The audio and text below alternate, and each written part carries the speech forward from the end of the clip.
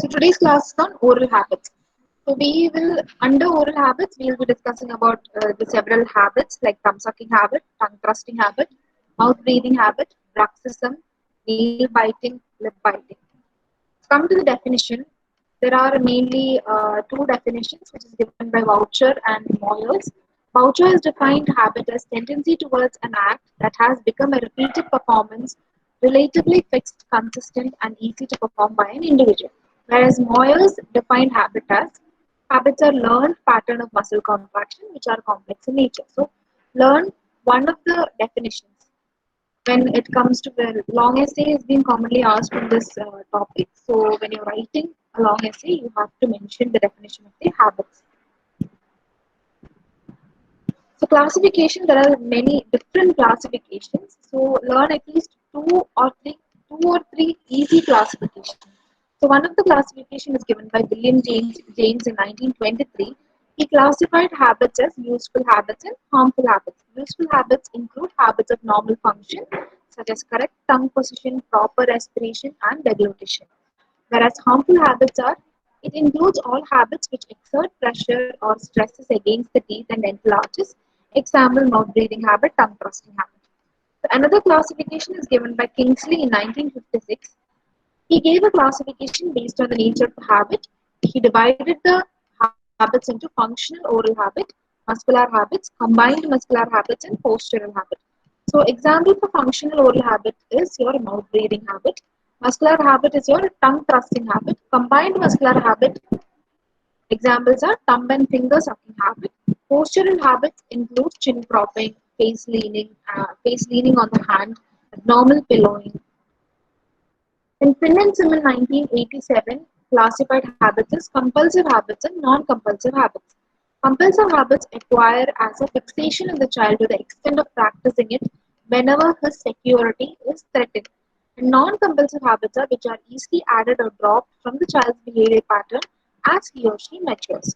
So compulsive habits are things which comes or they inculcate these habits when they feel insecure or when they are not like fulfilled when we does not fulfill their needs as per according to their age and psychological development. So in such conditions they will tend to have a compulsive habit. Non-compulsive habits are easily added or it can be dropped from the child's behavior pattern as she or he matures. Morris and Bohana classified habits as pressure habits, postural habits, and miscellaneous. So under non-pressure habit example is your mouth breathing habit. Pressure habits are your sucking habits and biting habits. Sucking habits includes your lip sucking, thumb and digit sucking. Biting habits include nail biting, needle holding, pillow rest, chin rest. And under miscellaneous, they have explained about the bruxism. So you have to study, like from exam point of view, we should be learning about in detail about thumb sucking habit, tongue thrusting habit, mouth breathing habit. So these three might come as part of a long essay or short essay. Bruxism, nail biting, lip biting might come as a short note. So before learning about thumb sucking habit, you should know what is sucking, suckling, what is sucking habit, etc. Sucking habit can be divided into two types. It can be nutritive sucking and non-nutritive sucking. Nutritive sucking examples are breastfeeding, bottle feeding, and this provides essential nutrients to the individual. So this habit is not a bad thing to be doing. Non-nutritive sucking habit is your thumb sucking habit, finger sucking, etc. And this provides a feeling of well-being, warmth, and a sense of security. They does not provide any kind of nutrients or any positive benefits from doing this habit. It just provides a feeling of well-being, warmth, and sense of security. So another important factor which you should be learning from this section is a difference between suckling and sucking. So there is definite difference between suckling from breast and feeding from a bottle. So feeding from a bottle, that phenomenon or response is the sucking reflex, whereas suckling is the response which happens when the child is breastfed. The major differences are suckling habit is actually an active process and it requires muscular activity and the child should do or some muscular habit activity is required to get the milk out from the breast.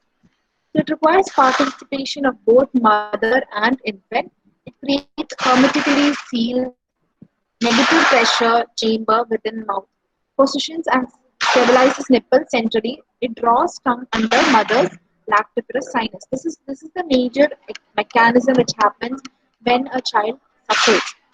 So here it basically creates a hermetical seal with a negative pressure chamber within the mouth. Then only when the muscular forces will get uh, transferred to the breast, and in that way the milk gets ejected from the breast. And the position and it stabilizes the nipple centrally once it is inside the oral cavity. It draws the tongue under the mother's lactiferous sinus. So here, peristaltic action of the tongue propels milk back to the posterior pharynx. That is how the milk is getting ejected into the oral cavity. Here, soft palate rises, closing of airway during the swallowing also happens. So, in the sucking process happens when the child is a bottle fed. So, basic bottle mechanism. It is basically a passive activity. Here, the child does not have to exert any force for the milk to flow inside the oral cavity. It is not dependent on the mother. Here, what happens is it creates a partial neutral pressure vacuum within the mouth, and rubber nipple fills the mouth. Milk flows into the mouth without tongue action, even if lips are not sealed around the nipple. So here what happens is once the nipple of the bottle is inside the oral cavity, it does not require any kind of force. It passively flows inside the oral cavity, and the child does not have to create any pressure, or muscular activity is not required, or a force, or nothing is required to eject the milk from the bottle into the oral cavity.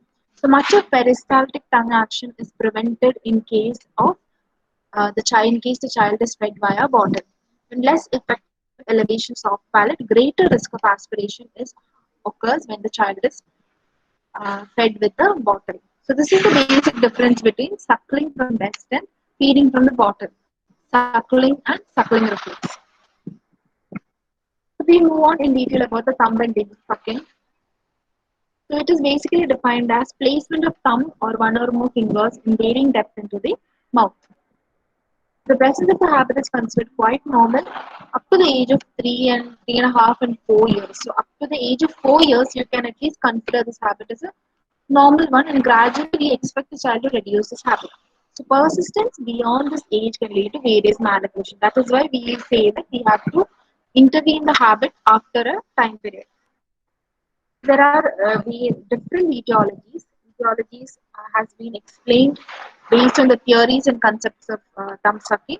So here are some of the theories: psychosexual or psychoanalytic theory by Sigmund Freud. So Sigmund Freud has defined, when you come across the psychology or when you read about the psychology, he has explained about different stages, erogenous zones, or erogenous areas in an individual, and one of the erogenous areas is known as the oral stage.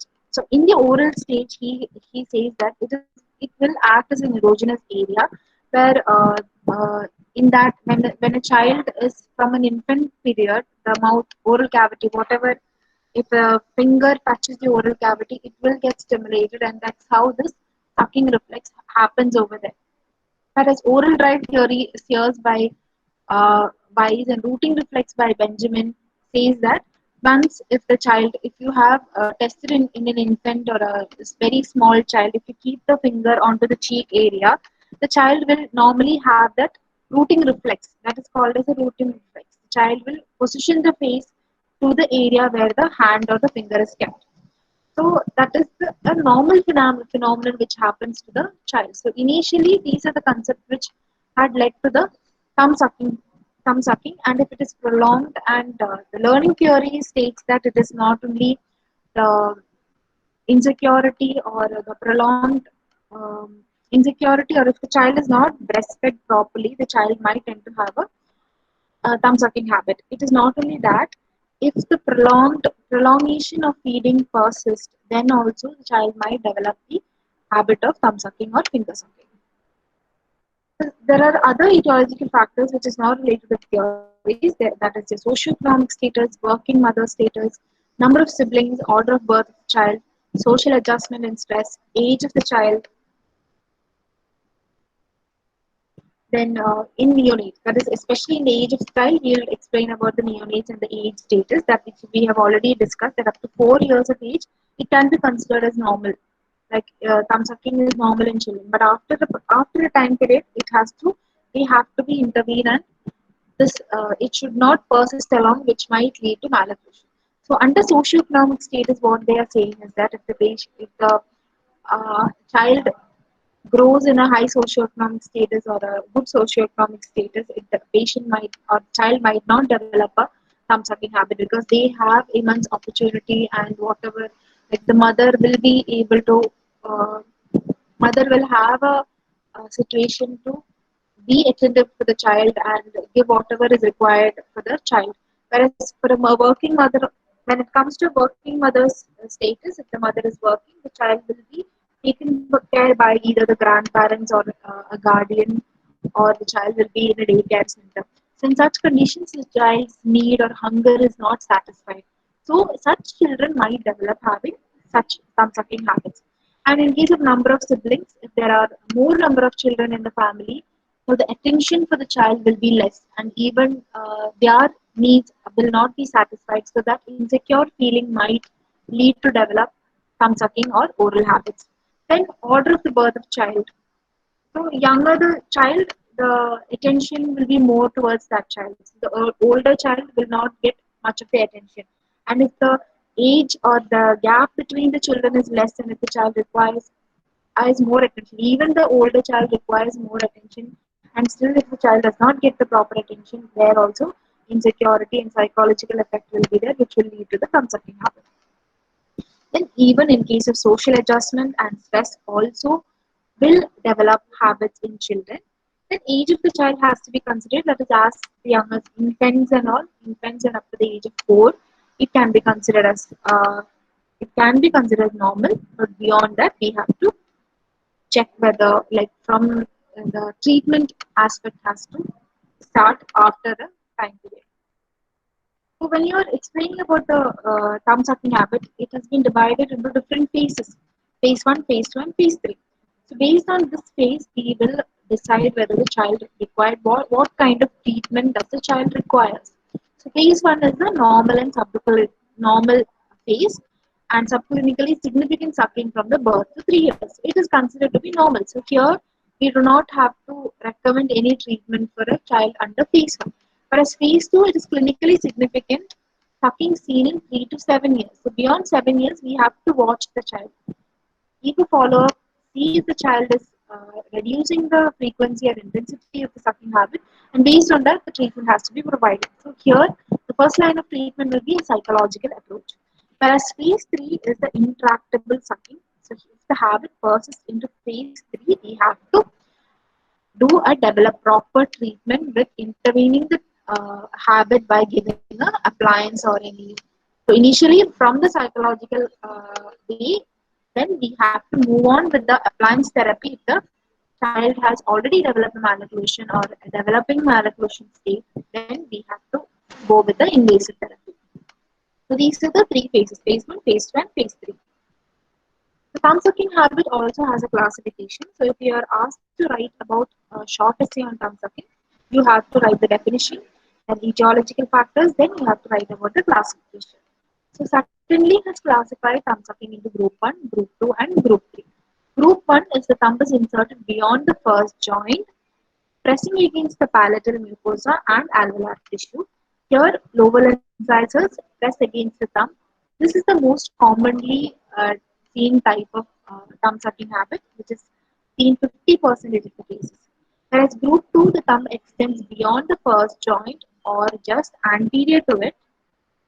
And here, no palatal contact with contact present only with the anterior teeth. Here, it is seen only 24% of the cases. Whereas group 3, here the thumb is placed fully into the mouth in contact with the palate as in group 1, but the lower incisors do not contact the thumb. So it is the prevalence is a little more lesser than that. Here only 18% of the cases follow this group 3 pattern. Group 4, the thumb does not progress appreciably into the mouth. Here the lower incisors contact the thumb at the nails. So only the tip of the finger will be kept inside. So it's a very rare entity, that is 8% of the cases are comes under group 4. This is Suttonley's classification of thumb sucking, which is given in 1973. So after understanding or recognizing which type of thumb sucking it is, we have to come with the diagnosis. So before coming to the diagnosis, we have to get a proper history from the patient. So while taking history, we have to consider the trident factors. The trident factors are here: frequency, intensity, and duration of the habit. So understand the frequency, intensity, and duration of the habits, and get to know what is the child's emotional status. So why does the child has acquired this habit? So is it related to any kind of emotional stress or anxiety, or any insecurity, or the child's needs are fulfilled or not? This has to be taken into consideration. So after assessing all these things, we have to do the extraoral examination.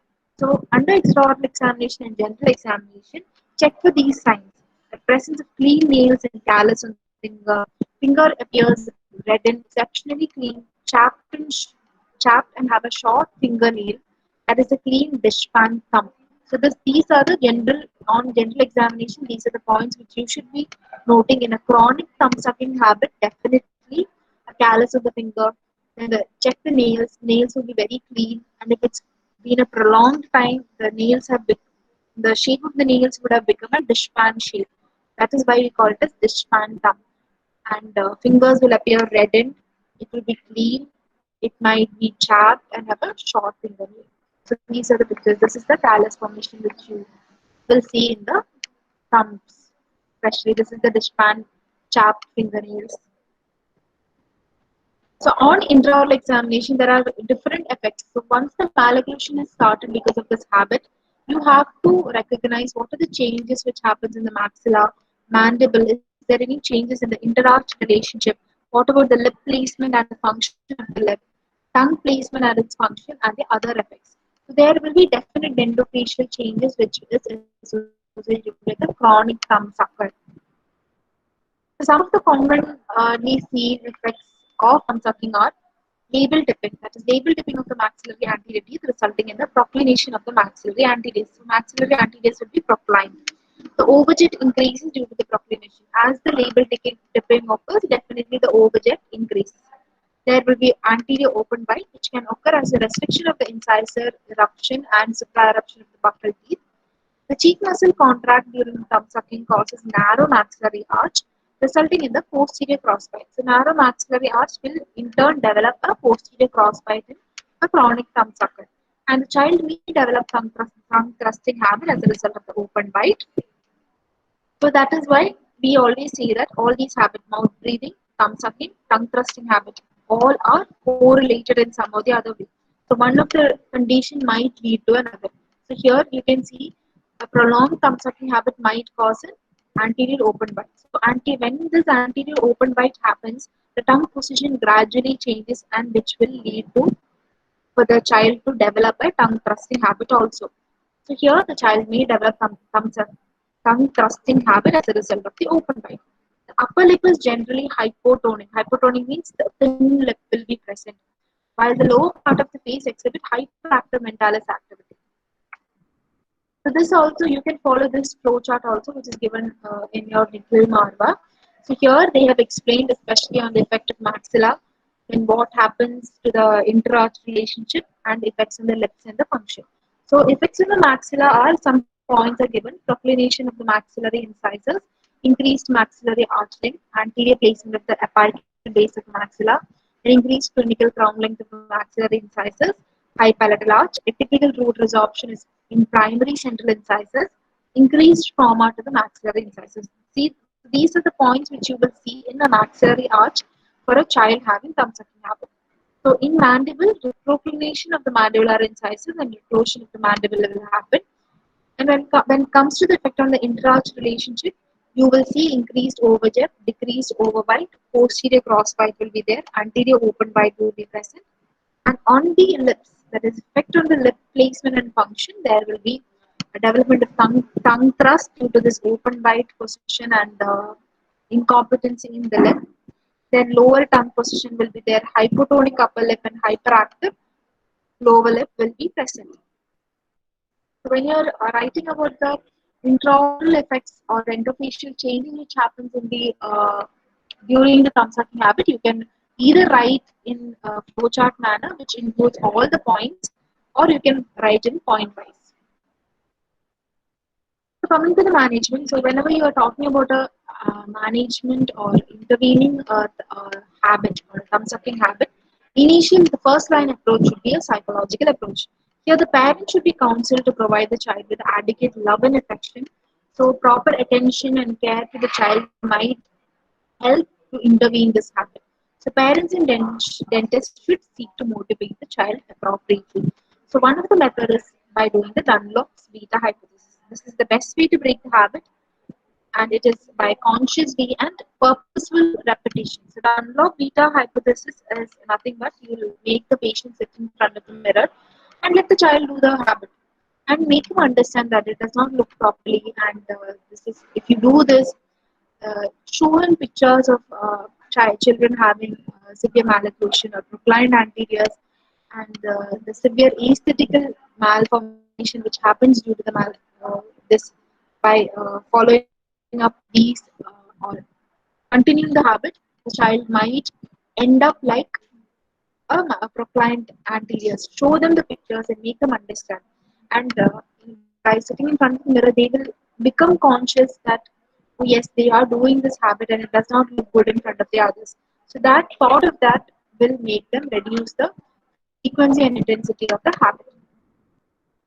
And beyond that, you can use mechanical aids as a reminder appliance, reminding the appliance that assists the child who is willing to quit the habit but is not able to do as the habit is entered in the subconscious level. So to reduce this action or because of the subconscious level, you can make use of such reminder appliances.